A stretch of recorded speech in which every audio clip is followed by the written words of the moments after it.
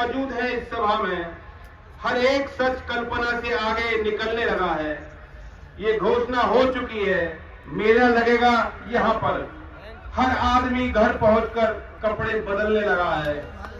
बातें बहुत हो रही हैं हमारे तुम्हारे विषय में। जो रास्तों में खड़ा था पर्वत पिघलने लगा है।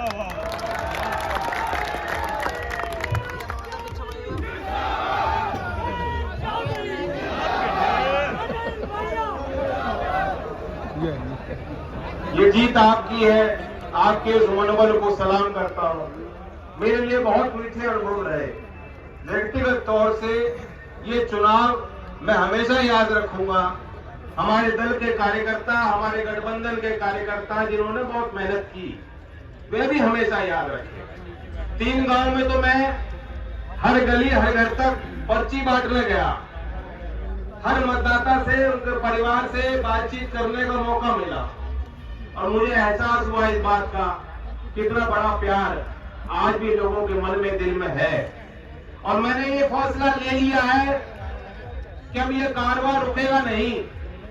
हमने जो सीख ली है, जो प्रेरणा ली है आपसे, उसे पूरे प्रदेश में उस अमला जामा को बनाकर हमें लोगों के बीच जाना है।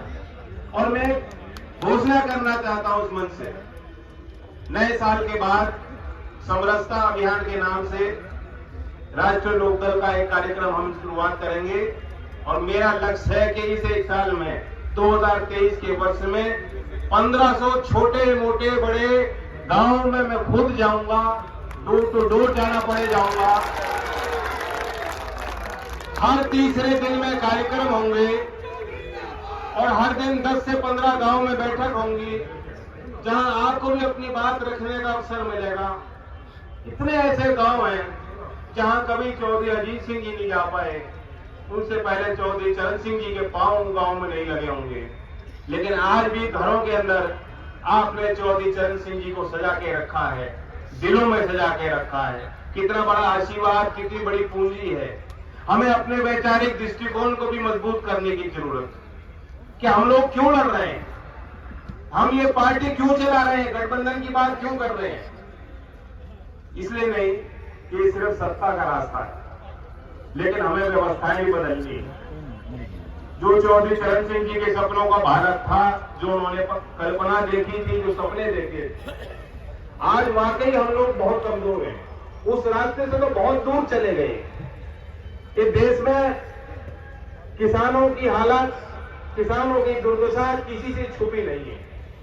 उत्तर प्रदेश में इन्होंने 2019 के बाद आंकड़े छापने बंद कर दिए, लेकिन जो सरकारी एनएसओ की आखिरी रिपोर्ट थी, उसके अनुसार उत्तर प्रदेश के औसतन किसान परिवार की सालाना इनकम आय 8,061 रुपए, 8,061 रुपए मासिक आय है।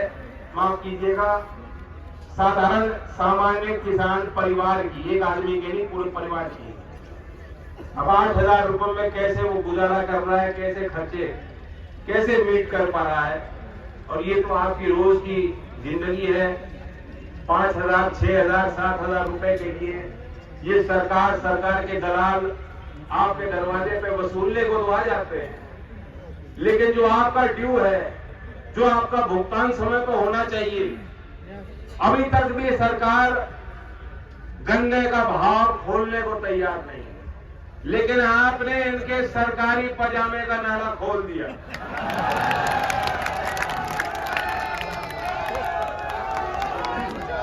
अब वो बात अलग है कि बाबा जी तो पजामा पहनते ही नहीं। आपने पोल खोल दी है। सब लोग समझ चुके हैं, दूर तक समझ चुके हैं, किसान समझ चुका है। 5 साल में 35 रुपए बढ़ाने वाली सरकार कतई भी गन्ने का अच्छा भाव किसानों को, आप 25 मान लो, अच्छा भाव बढ़ा के देना नहीं चाहती। इनकी मंशा साफ हो गई। तो आप गांठ बांध लो। खतौली में तो ऐसा मौका आपको मिला है जो दूसरे क्षेत्र में जनता को नहीं मिला।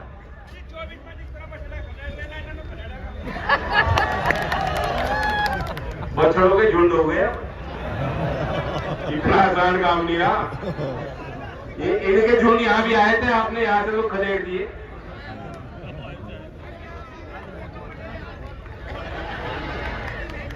अब ये आप देखिए कि चाइना के साथ चाइना का घुसपैठ बढ़ रहा है।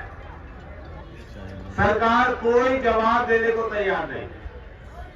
सोमवार का दिन सदन चालू था, कोई खलल नहीं थी, सामान्य चर्चा दोनों सदन में हो रही। मैं भी राज्यसभा में बैठा था, हम लोगों को जानकारी नहीं थी, लेकिन मीडिया वालों ने जो बताया कि इस तरह से हमले हो रहे हैं, मुकाबला हमारे सैनिक कर रहे हैं। सरकार की जिम्मेदारी बनती थी कि जब सदन का सत्र चालू था तो देश की उस पंचायत में, उस पवित्र जगह पे, उस सदन में उनको जवाब देना चाहिए था। पहले जानकारी सदन को मिलनी चाहिए। राजनाथ सिंह जी जवाब देते हैं कि सदन की छुट्टी थी, इसलिए जो घटना फ्राइडे की थी हम ट्यूसडे को बता रहे हैं, मंगलवार को बता रहे हैं। ये कोई बहाना नहीं। हम देश की सुरक्षा के साथ कोई समझौता नहीं कर सकते। हमारे बच्चे वहां तैनात हैं।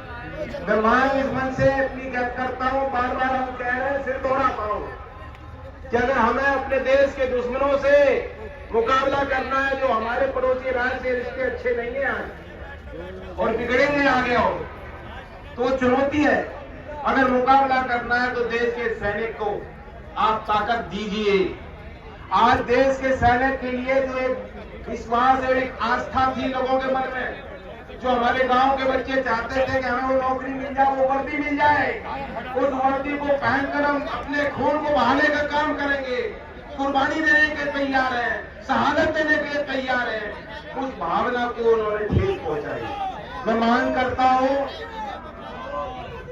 जो लोग आज ये कहते हैं कि चीन पे सवाल मत पूछो, मैं उनको जवाब देना चाहता हूं कि हम सैनिकों के हितों की बात कर रहे हैं। अग्निवीर योजना को रद्द कर दीजिए। ये योजना हमें पसंद नहीं है। देश के नौजवानों को ये गले से उतर नहीं रही योजना, किसी ने मांगी नहीं, कोई समझ नहीं पा रहा। हम चाहते हैं पक्की स्थायी नौकरी आर्मी में मिले। हम चाहते हैं हर सैनिक को, उसके परिवार को उचित सम्मान मिले, उनको पेंशन मिले। जो सरकार ये कहती है कि सैनिक को पेंशन देने के लिए हमारे पास पैसे नहीं है, वो देश के नए पार्लियामेंट पे पैसा क्यों खर्च करती है? 5 साल में 3,500 करोड़ रुपए अपने प्रचार में, एडवर्टीजमेंट में खर्च क्यों करती है? मोदी जी के लिए 2 नए हवाई जहाज क्यों खरीदती है? ये मैं सवाल उनसे पूछना चाहता हूँ। और एक मशहूर कवि ने कहा था ना कि तू इधर उधर की ना बात कर, मुझे बता कि कारवा क्यों लूटा, मुझे बता ये कारवा क्यों लूटा। मुझे रहजनों से गिला नहीं, तेरी रहबरी से सवाल है। तो मोदी जी अब ये कपड़ों की बात कर रहे हैं कि फलाने अभिनेता ने किस रंग के कपड़े पहने। लानत है। ये दरवाजे पर तस्वीर लगा के अकेले जब कमरे में होते हैं, कैसी तस्वीर देखते हैं, पता लग गया देश को।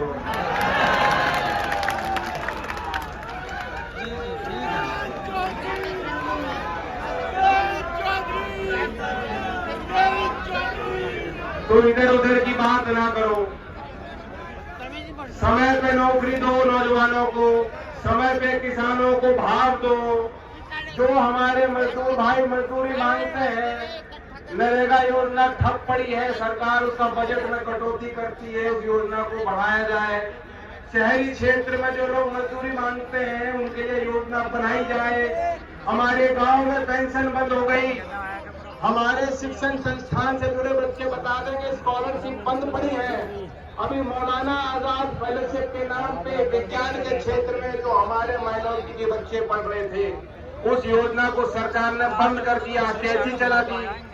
तमाम ऐसी बातें हैं, ऐसे मुद्दे हैं जिनको लेकर हम अब से लेकर 2024 तक जनता के बीच रहेंगे। मैं धन्यवाद देता हूं कि आपने जिस तरह से जो प्यार दिया और चुनाव बाद भी पूरा दबाव सहन किया। खानपुर की चर्चा भी मेरे पास है। 1-8 प्रतिष्ठानों पे जो उन्होंने छापे मारे वो भी जानकारी हम पे है। कोई चिंता करने की बात नहीं है, किसी के साथ अन्याय होने वाला नहीं है। 23 तारीख चौधरी चरण सिंह जी की जयंती है। मैं आप सबको न्योता देता हूं, जो आ सके किसान घाट पे, भरतपुर पे और अपने गांव में उसको मनाने का काम करें। धन्यवाद। जय हिंद, जय भारत। प्रमोद त्यागी जी से अनुरोध करता हूं, समाजवादी पार्टी के जिला अध्यक्ष हैं,